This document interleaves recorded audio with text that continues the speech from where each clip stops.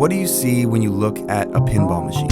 I kind of see like a giant slot machine. There's shiny things and bright lights. Letters that don't mean anything, that aren't linked up to anything. It's just designed for beeps and boobs. But what happens if you do this? Ball 1 locked. And what if you do it again? Ball 2 locked.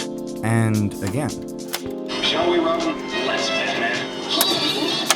This is how you're meant to play pinball. And while a casual player might see a bunch of blinking lights, a skilled pinball player sees a map. People tend to get overwhelmed by pinball because they think the game is random. I never know what to look at. Every time I play, I feel like the ball just goes wherever the hell it wants to go. I'm just like hitting things aggressively and hoping it works out. But just like any arcade game, you can learn how to get better. Don't take it from me, though. My name is Roger Sharp, and I've been playing pinball for far too long. There's so much luck here, not skill. Yeah. I'm breaking the bank here, and I don't even know what I'm doing. But what you're doing kinetically is manipulating flippers to hit a ball. And you're going in a certain line of action when the ball is down to the flipper. That is skill. I think the biggest hurdle for most people is that they think that the ball is not controllable. And if the game is working against you, it makes sense to just jump from game to game and try your luck, right?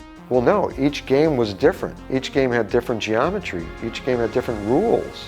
Even though each game is unique, there are common elements to look for on any pinball machine. At the bottom, you've got a plunger to get the ball going, and flippers that keep it from draining and hit it toward targets. Knowing how to use these is the key to the game. But if you're like me, you probably use flippers like this, when you're supposed to play like this.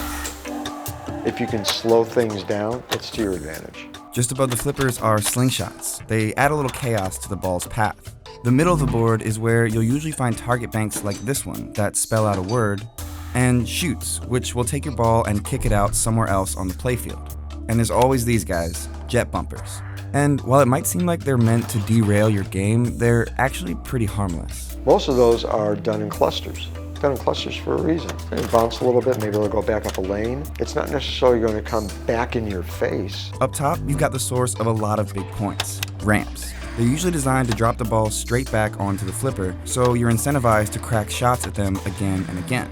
Those are your basic targets, and deciding which one to go for is actually pretty simple. At least initially, go for whatever targets are lit. That means they're activated and worth points. And when you hit them, the game will light something else, telling you where to go next. One way to get the high score is by completing simple objectives called modes. Modes feature specific targets on the playfield and usually increase their value temporarily. You just need to figure out how to unlock them. So if it is completing a target bank to light a particular mode, let me complete those targets and now suddenly that center ramp is lit. But if you want to get really good at pinball, there's one thing you'll find in almost every game: multiball.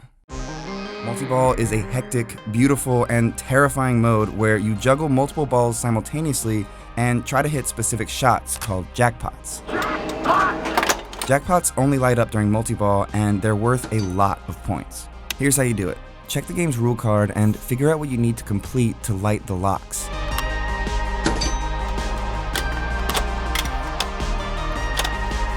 Once lit, these will hold onto your ball and give you a new one.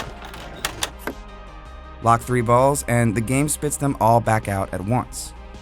It sounds simple, but hitting all the right targets is not an easy task. I am building from ball to get to some objective, and I have to build and go through cycles of finishing target banks or whatever else to get to multi-ball in order to maybe get a jackpot where my higher scoring thresholds are. People tend to give up easily on pinball because it sometimes seems like the game has a mind of its own. I mean, I give up because I literally end the game in 5 seconds, so.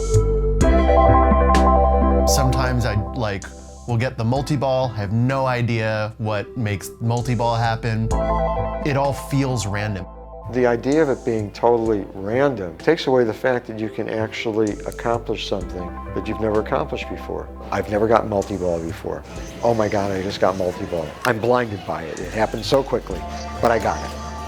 Next time, I'll be ready. Maybe I'll get a jackpot.